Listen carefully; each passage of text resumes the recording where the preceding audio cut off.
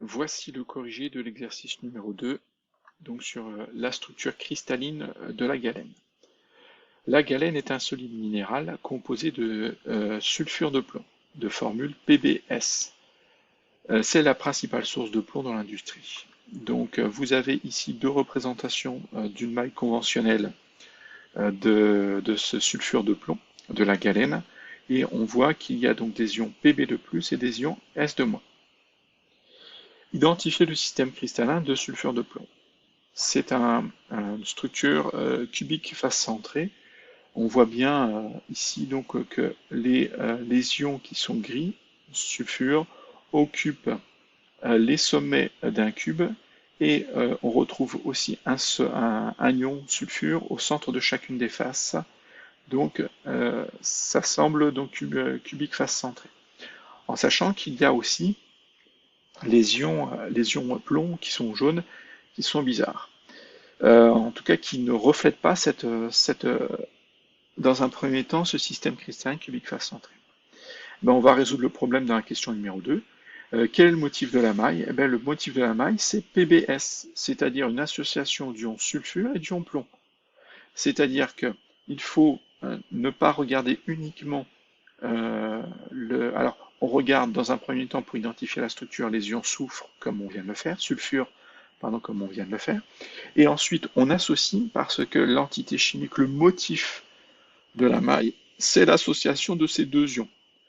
Donc finalement, il faut voir que à chaque ion sulfure S2- est associé un ion Pb de plus. Donc à chaque sphère grise ou noire est associée une sphère jaune. Et du coup, on imagine, là on peut en imaginer à côté, que finalement il y a bien la structure cubique face centrée d'ions sulfure, en tout cas ce sont les ions sulfure qui occupent les positions adéquates et que l'ion plomb qui est associé est juste à côté. Ensuite, quelle est la nature de l'interaction permettant la cohésion du motif? Donc le motif c'est quoi? C'est PbS, donc c'est cette entité chimique. Quelle est l'interaction? L'interaction, c'est, on l'a vu dans le chapitre numéro 1, c'est une interaction électrostatique, c'est-à-dire une force d'attraction existant entre une charge positive et une charge négative. Donc là, on a deux ions, un positif, un négatif, un cation positif, un anion négatif, et c'est cette interaction électrostatique. Donc interaction veut dire qu'il y a une force réciproque. En fait, il y a deux forces. L'ion positif attire l'ion négatif et l'ion négatif attire l'ion positif. Voilà le terme interaction. Et électrostatique quand il y a des charges. Et en fait, à quel type de liaison cela correspond-il? Eh bien, cela correspond à la liaison ionique. Donc la liaison entre deux ions ici. Déterminer le type de réseau cristallin formé par les ions S2- et décrivez comment les ions Pb2+ sont placés par rapport à eux. Donc on l'a déjà dit, les ions S2- sulfure cristallisent dans une structure cubique face centrée. Donc on l'avait vu par rapport aux positions des sphères noires, qui est représenté les ions S2-. Ensuite, comment sont placés les ions Pb2+ par rapport à l'autre? Mais pour obtenir la position des ions Pb2+ à partir, il manque un R ici, de cette adhésion S2-, il suffit de faire une translation de A sur 2. A sur 2, A c'est la longueur du cube, divisé par 2, dans une des directions du cube. Donc là, vous choisissez une des directions du cube, et si je veux la position du plomb par rapport à ça, je vais le décaler de 1 sur 2 vers l'arrière. Là, je prends celui-ci, je décale de A sur 2 vers l'arrière, si je prends celui-ci, A sur 2 vers l'arrière, et on pourrait retrouver. Et ceux qui sont devant, eh bien, on imagine que l'ion sulfure était devant d'une distance de A sur 2, et on retrouve ça. J'aurais pu faire une translation de A sur 2 vers la droite, A sur 2 vers la gauche, A sur 2 vers le haut, A sur 2 vers le bas, peu importe. Mais à partir du moment où on a choisi une direction, on s'y tient.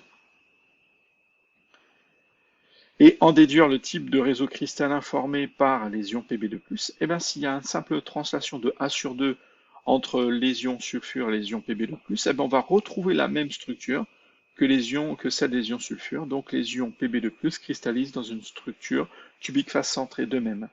Donc si on regarde bien, on a un décalage de cette structure. Donc on va peut-être mieux la voir ici.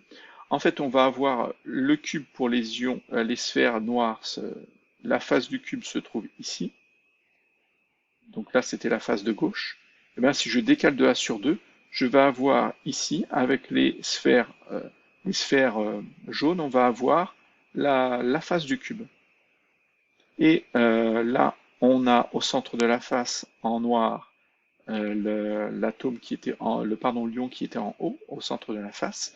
Et ben, si je décale de A sur 2, celui-ci va être l'ion qui va être au centre de la face pour les ions Pb. Donc ici, on aura une face carrée du cube. Je vous montre trois atomes trois ions parce que l'autre est caché. Et celui-ci sera au centre de la face. Donc on va retrouver exactement la même structure, mais avec un décalage de A sur 2, c'est-à-dire de la moitié de la longueur du cube existante. Ensuite, calculer la population des ions Pb2+, puis celle des ions S2-. La population, c'est quoi? C'est le nombre de motifs dans une maille. Donc ici, on me demande de le faire pour chacun des ions. Alors, on a vu dans une activité que quand il y a plusieurs entités chimiques comme ça, on va calculer pour qui ne sont pas directement liés, c'est-à-dire quand ce n'est pas une molécule, mais ici des ions, on va donner la population pour chacun. Donc, il y a 8 ions sulfure au sommet, partagés entre 8 mailles, et 6 autres au centre des faces, partagés entre 2 mailles. Donc ça, c'était pour les ions sulfure, les sphères noires. Donc 8 au sommet et 6 au centre des faces. Donc ça fait 8 fois 1/8, plus 6 fois 1/2, ça fait 4 ions sulfure par maille. Ensuite, pour les ions plomb, on voit que j'en ai au centre des arêtes. Ils sont tous au centre des arêtes. Je vais en avoir tous au centre des arêtes, plus 1 au centre de la maille. Donc, je vais avoir donc 12 ions plomb qui sont sur les arêtes, au centre des arêtes, donc qui sont partagés entre 4 mailles, et 1 au centre du cube qui n'est pas partagé. Donc je fais 12 fois 1/4 plus 1 qui n'est pas partagé, donc ça fait 4 ions plomb. Et je suis censé retrouver exactement la même pour deux raisons.